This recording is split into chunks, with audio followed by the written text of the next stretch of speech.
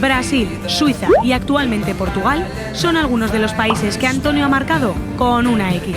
Desde 2016, la residencia de este emprendedor se encuentra en la ciudad de Oporto. Y aunque está enamorado de su Ribera del Ebro, la belleza de la Baixa de Oporto también le ha robado el corazón. Antonio. Hola, Laura. Hola. ¿Qué tal? Muy bien, ¿qué tal estás? Muy bien. Muy bien, aquí estamos en el puente Don Luis, admirando las vistas sobre el río Duero. Y con el día que nos ha salido, sí.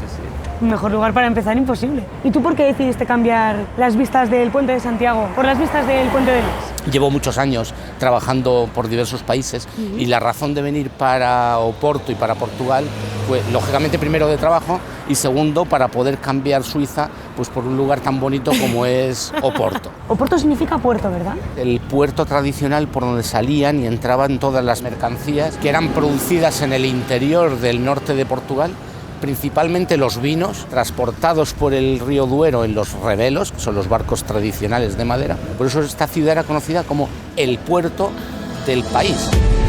Só queria viver a vida, muitas veces causei feridas y con medo de me apaixonar. Esta ciudad es conocida como la ciudad de los 7 puentes, pero es verdad que el puente de Luis I es el más importante. Es el emblema de la ciudad de Oporto, significa un poco el inicio del crecimiento de Oporto como una ciudad comercial y una ciudad internacional. Tiene una tecnología que es idéntica a la de la Torre Eiffel, de hecho fue construido, aunque fue concebido por un discípulo, fue construido por la empresa de Eiffel. Una anécdota es el metro que podemos ver pasando por la parte de arriba del puente. Este metro es uno de los proyectos más emblemáticos hechos por mi empresa. O sea que de alguna manera has ayudado a tender puentes en esta ciudad. Exactamente. La Ribera está considerada como patrimonio de la humanidad. Lo que vemos al otro lado del río Duero es todo el barrio de la Baixa y luego podemos contemplar pues la vida histórica de la ciudad. Se ve muchísimo jaleo ya no solo en la ribera de enfrente, sino en esta. Sí, aquí estamos en Vilanova de Gaia.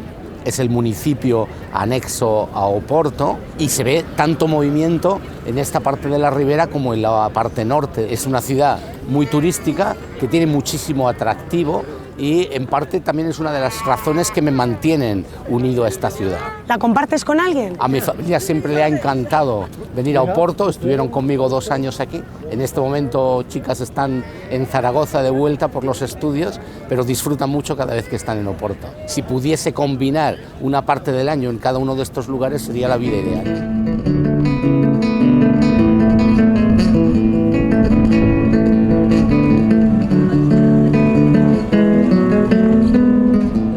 ¿Y ahora dónde nos has traído, Antonio? Pues hemos venido a la Plaza de la Universidad, que es uno de los sitios históricos y característicos de la ciudad de Oporto. Aquí a mi derecha tenemos la iglesia de los Carmelitas y la iglesia del Carmo, que están separadas por la casa más estrecha de la ciudad, que fue construida para separar la iglesia de los Carmelitas de la iglesia del Carmen. Es curioso cómo aprovechan los portugueses el espacio. Al máximo.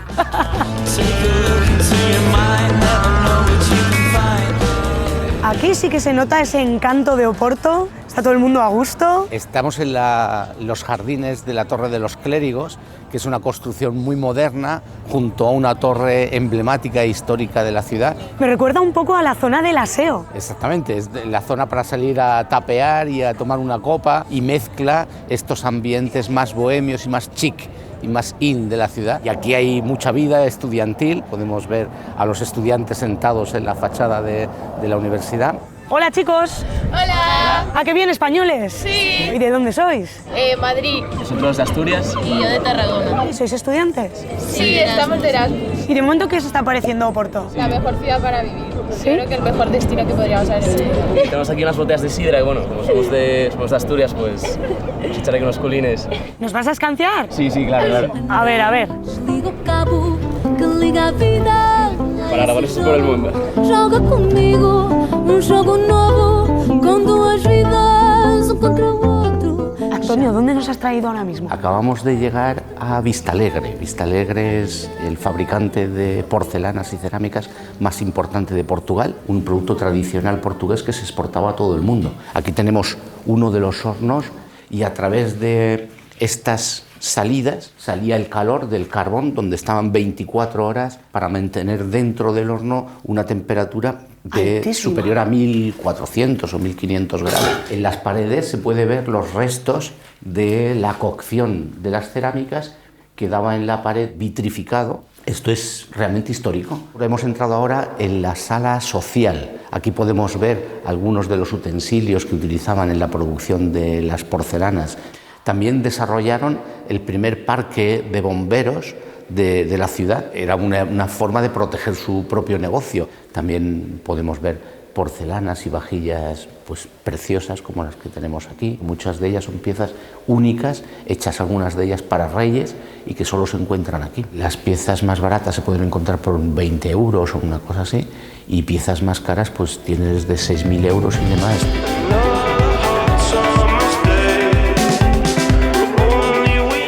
Jorge, ¿cómo estamos con los prototipos de los transformadores secos? Los prototipos, dentro de 2 semanas estarán fabricadas las bobinas de alta. Oímos filtros, oímos transformadores, pero no sabemos a qué te dedicas. Pues yo me dedico a la fabricación de transformadores. Yo soy responsable en una empresa que se llama EFACEC en Portugal, aunque tiene presencia mundial. Estamos en este momento en una pequeña reunión del equipo de mejoría. ¿Cómo os entendéis siendo tantos de tantos sitios? Portoñol. Las comunicaciones oficiales pues se hacen en inglés, pero la forma de comunicarnos, coloquialmente podemos decir la empresa, utilizamos el portugués, portuñol, y nos entendemos bastante bien. Yo he trabajado en Aragón 10 años en la fábrica de transformadores con Antonio, ¿no? ¿Y qué te pareció Aragón? Magnífico, la verdad que me gustó mucho, ¿no? Un lugar muy acogedor, una ciudad muy bonita. Ahora que ya estamos equipados, hemos llegado a la fábrica. Pues sí, Laura, ya estamos en la fábrica. Nos acompaña Rui González, es nuestro responsable de producción. Esto es una de las 3 fábricas de transformadores que tenemos en Oporto. Estas son las 3 bobinas que forman parte de un transformador. El transformador lo que hace es adaptar los niveles de voltaje, de tensión, desde la zona de producción hasta que llegan al consumidor. La tensión aquí puede ser 30.000 voltios y al otro lado va a ser los 230 que tú tienes en casa. ¿Cuántas de estas bobinas podéis realizar en un solo día? En un día aquí montamos de media unos 20 transformadores por día. Qué bonito es saber que un aragonés indirectamente llega a tantas casas del mundo. A millones de personas. EFACEC en sus 70 años de trabajo ha conseguido llegar más o menos a un 20% de la población del mundo. ¿Cuánta gente trabaja en esta empresa? En este momento estamos más de 2.500 colaboradores y de alguna manera se sigue la tradición familiar de seguir contando con las personas que forman parte de nuestra familia. Por ejemplo, Rui puede explicar su caso. Eu trabalho cá há 28 anos. Na verdade, trabalho há 47, porque quando nasci já o meu pai cá trabalhava e eu lembro perfeitamente de cá vir enquanto muito pequenino visitar a fábrica. Pero tú tienes pasión, entonces. Muita paixão e muito orgulho. De novos talentos, de juventude, ir, aprender e acrescentar valor, que é o meu caso. O sea que no solo producís energía, sino que también la desprendéis. Exactamente, es muy importante. Despertarlo al ratito, caminar y colocarme en mi lugar. Que los demás. Bueno, Antonio, ¿y ahora dónde nos has traído? Hemos venido a las bodegas Taylors. Es uno de los lugares tradicionales de la elaboración del vino de Oporto y en este momento pues podemos disfrutar de las magníficas vistas que nos ofrece Vilanova de Gaia. Desde esta altura podemos apreciar la gran actividad que tiene la ciudad de Oporto, con porque las grúas... toda la construcción que tenemos por aquí. Aquí por lo menos tendremos 4 o 5 grúas y esto es la remodelación de antiguas bodegas que las están convirtiendo en hoteles y en sitios para el turismo. Nós havemos de nos ver os dois, ver no que estudar. Esta tarde vamos a disfrutar de unos vinos de Oporto.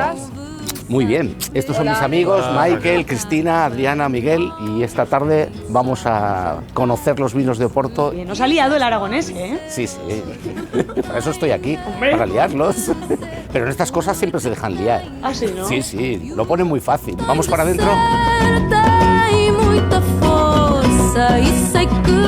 Pero como huele aquí dentro, ¿no? Estamos dentro de unas bodegas del vino de Oporto. Aquí es donde se madura el vino de Oporto y ya ves que se respira la fuerza del vino. Este vino muchos siglos atrás, era transportado en navíos hasta Inglaterra y cuando llegaba allí, llegaba picado, hecho vinagre. Tuvieron que inventar un proceso para poderlo transportar sin que se viese afectado, que era añadir aguardiente al vino, con lo cual desarrollaron un vino con unas características muy especiales, que es el vino de Oporto. Pero ¿os habéis fijado en las cubas que tienen un montón de números? ¿Sabéis lo que significa? Son los litros y aquí abajo es el número de serie.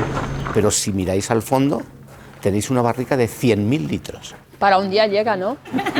Para llenar la piscina. ¿Y estos barriles con el interrogante qué sugiere? Que es para intentar descubrir qué sabor tiene el vino. A ver, si hace. Aprieta. Huele tipo a colores. ¿Rosa? ¿Qué será? ¡Ah! ¡Fresas! ¡Qué bueno! A ver si Segundo nuestro aragonés tiene A buen ver. olfato. Huele muy bien. Esto tiene que ser alguna fruta, es grosella. Joder. Violeta, bien, ¿eh? Ya somos enólogos. Con esto, el siguiente paso, nos contratan aquí para hacer los vinos. ¿Cuál es la característica principal de un vino de Oporto? Para mí, que conservan el sabor original de las uvas, mezclado con la potencia que le dan los alcoholes y los taninos que desarrollan durante el envejecimiento de los vinos. ¿Habéis probado alguna vez un vino bañado por nuestras aguas aragonesas? Alguna vez hemos probado por ahí.